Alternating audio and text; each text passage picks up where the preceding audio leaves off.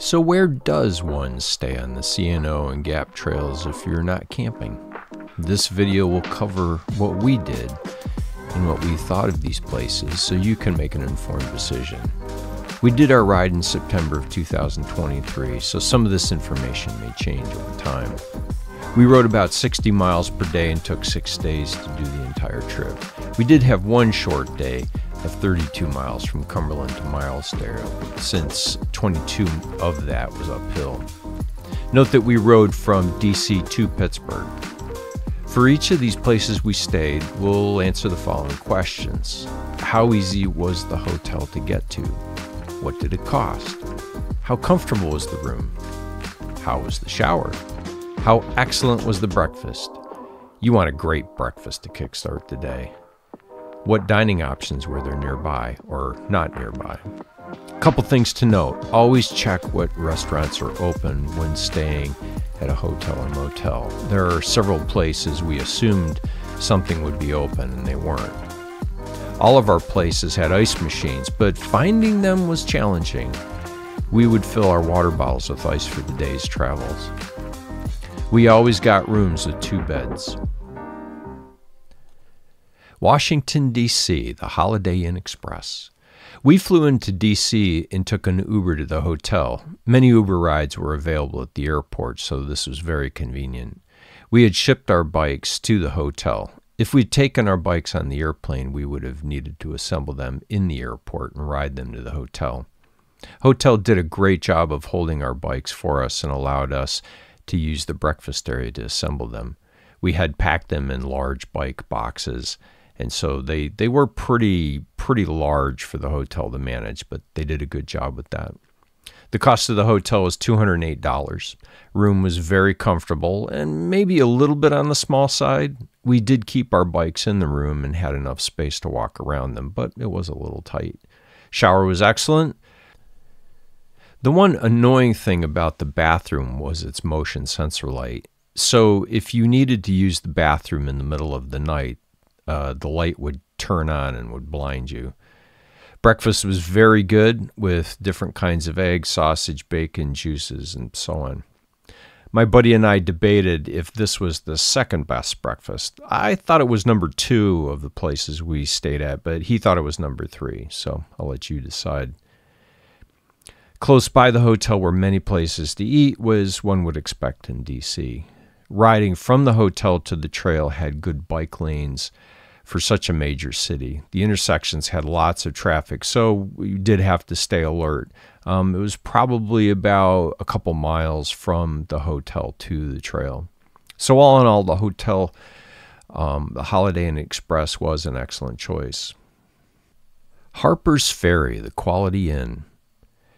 There aren't many options in Harpers Ferry, so we took the Quality Inn. They obviously saw a lot of bikers and were very bike friendly. They had a hose out back for washing bikes. The room was a good size and they were all on the first floor, which made getting in and out with the bikes easy. Getting from the bridge to the hotel was over a mile, and the last quarter of a mile was a steep uphill. The cost of the hotel was $110. The room was comfortable. It was a little dated, but it worked. We could keep our bikes in the room, and the hotel staff at the front desk were very helpful. Shower was great. Breakfast was one of those minimal breakfasts with Cheerios, make-your-own waffles, and cheap yogurt. Not a great breakfast. We went off the trail about a mile to Shepherdstown to MJ's Deli Cafe to get breakfast and got some subs for the day's lunch. The subs were amazing. Only a few places to eat nearby. We did eat at the Rabbit Hole, which was very good. We were able to sit outside on the deck with a great view of the valley and of Harpers Ferry. The Hancock Motel in Hancock. The Hancock Motel. It has seen better days. The room was very small. Given the size of the room, we couldn't fit our bikes in there if we wanted to, and the establishment didn't allow bikes in the rooms. We did do laundry there, and that worked out fine. Cost of the room was $95. The room wasn't very comfortable. They did have some chairs outside the room, in front of the room where we spent the evening. A mattress in the bed was old and had divots in it and dips. It was workable. It did have a functioning shower. No breakfast was offered. There is a place called the Potomac River Grill that did serve breakfast, but it wasn't open the day we were there. There is a Sheetz in town that we stopped at. We grabbed some breakfast sandwiches and that day's lunch. For dinner, we ate at the local Subway. If we were to do this trip again, we'd probably check out the Super 8 Motel in town. Cumberland, the Ramada Inn. This Ramada was a little dated, but it was clean and had what we needed. The rooms were a good size, and we could keep our bikes in the room. Front desk gave us a bucket and rags to clean our bikes with. Getting to the hotel from the trail was pretty easy. There is a bike shop in town next to the trail, and we bought some C&O GAP t-shirts, some water bottles, and we got our bikes tuned up there. My gears were slipping, and they made some adjustments for $20, and my buddy got his gear system cleaned and oiled. Cost of the room was $91. The room was comfortable, your standard hotel room. Shower was great. They offered a minimalist breakfast, although they did have biscuits and gravy. And I have a confession to make as a northerner. I have actually never had biscuits and gravy, so it was pretty good. They did have bananas that were handy for traveling, so not one of the better breakfasts, but also not one of the worst. We did decide to splurge on dinner that night because we had finished the C&O trail, and we went to an Italian restaurant called the Ristorna Ottavania. I'm butchering the name. It's spelled Ristorante Ottaviani. Sorry about that. We had a fantastic dinner. Highly recommend the place. There are lots of places to eat around Cumberland. Meyersdale, the Yoder house. Oh, the Yoder house. This was our favorite place to stay. Lots of bikers stay here. They have 11 rooms, I think, and they go fast. It's a beautiful old house with a living room, dining room, snack, tea, coffee area. The backyard has tables and chairs. It's very comfortable. It's around a half a mile downhill from the trail to the Yoder house. The house is in what looks like the town center on a residential street. The cost of the room was $156. Note that there are only 1 or 2 rooms that had 2 beds in them. The rooms were on the small side, and the house had a garage where the bikes were kept. The garage is locked and is set up for bike storage, and each room key has a key to the garage.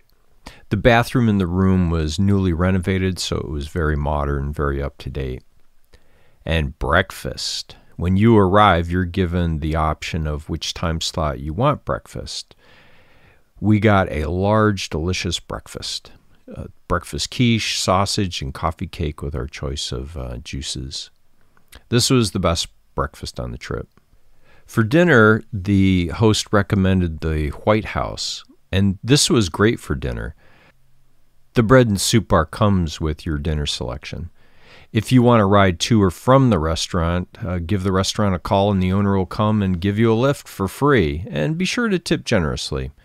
Yeah, I'd do the Yoder house again in a minute. Connellsville, the Comfort Inn.